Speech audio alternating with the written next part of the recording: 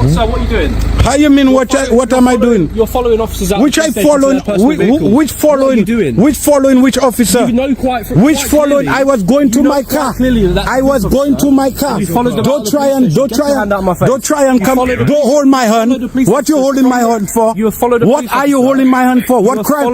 What crime? What? Of course you touched my hand. What crime? What crime have I committed? You're following police officers in there. What crime have I committed, officer? I'm going to ask you a question. Would you? What crime have I committed? You followed a police officer. Because I just recorded the police station for about a whole hour. Listen to. Let me talk to you. Let me talk to you first.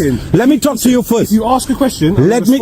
You need to. Let me. No. Let me talk to you first, because this officer is telling a lie. I stand up there for a whole hour recording the police station. All right. I turned.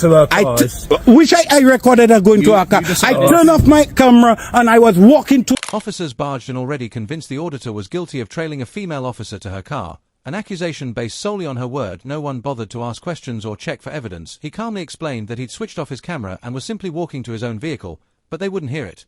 Instead, they charged him with following an officer to her car. Something that isn't even a crime. It was a clear departure from proper procedure, the kind that erodes public trust and shows how a single, unverified claim can trigger a completely avoidable escalation. My car park right there. Do you want to get in your car and just you check me? Then? How you mean? Just doing at the moment. Bruv, I can't understand y'all, bruv. Y'all being despicable now. No one's being despicable. You be despicable. First thing you tell me. Sir, you are the first words you tell. Of course, I'm a hard-working man. Okay, so I pay taxes. If I came to your place, don't come and talk. Don't come and talk that crap, because you know better than the words you saying there now. The words you saying there now, you know better than the words you are saying there now. Because we're police officers, it's okay that we're putting here when study in your work, is it? I study in your laws. You check me? And where, I study in your laws. Where in our laws does it suggest that you're allowed to do what you're doing? Because I don't. I study the law as well. It's part of my job. So I'm not allowed to record. I'm not allowed to record in public. If you'd understand what I'm saying, and am I allowed to record in public? Not once has anyone mentioned the fact. Am I allowed to record in public? You're recording. Nobody's mentioned that. That's what I was doing. So if I commit no crime yet. An officer challenged him, asking, "Which law allows you to do that?" He relied entirely on the woman's claim that the auditor had followed her, turning hearsay into an accusation, yet made no effort to verify it. Instead, he treated the auditor's conduct as though filming in public required special permission.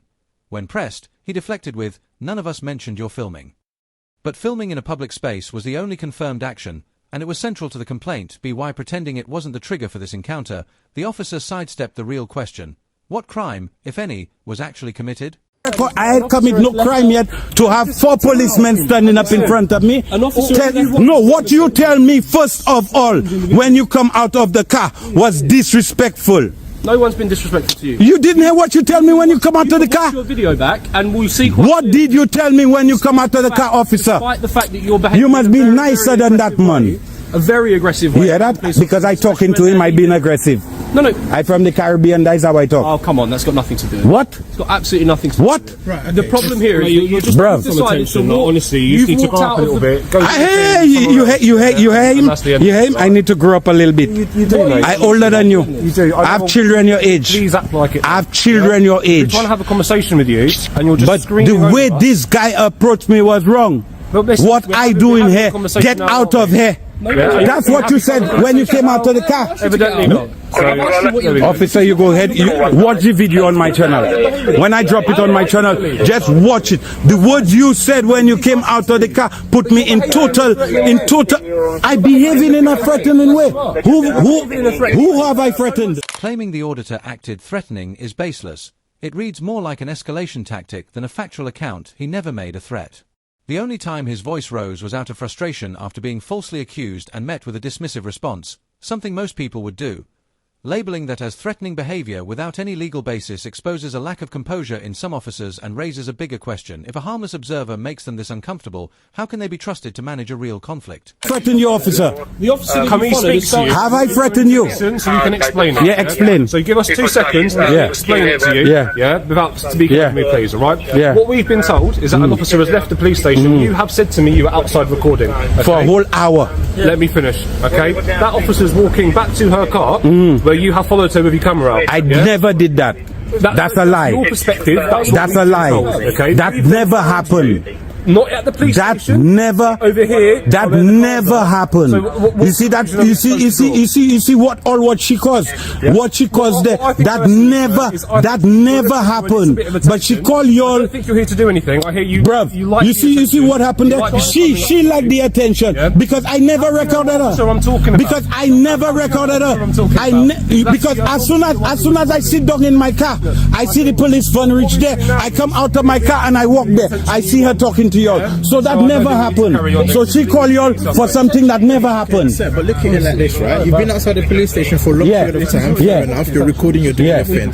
But the issue is, a lone female. Let's forget the fact that she's a police officer. A lone female has walked out down the road, and you've walked in the same direction as her, recording. But I wasn't recording. That's the thing, brother. And she called y'all and she tell y'all I was recording. I had finished recording the police station already. I was walking to my car. Their reasoning falls apart when an officer says, "Forget she's on duty. She's just a lone woman." That mindset erases her professional training and the authority her uniform represents. Police work demands composure, resilience, and the ability to handle tense encounters with the public. Instead, they reduce her to someone unable to manage harmless behavior, someone who needs protection rather than someone trained to provide it. They even claim the auditor admitted turning off his camera, yet their entire narrative rests on assumptions and the need to justify an overreaction, not on solid evidence. Into my car and she get threatened, and she's a policewoman. But you have to look at it as well. She's a policewoman and she gets threatened. And you've seen her. My behavior. You've seen her. You despicable officer. You've walked. Because I have threatened nobody yet, and I haven't been despicable or disrespectful to nobody yet. But you hear what you're saying? I'm being threatening. But can you see how? Bruv, just go on your business, bruv. Go on your business, because you approached me wrong, first of all. That's why I defensive.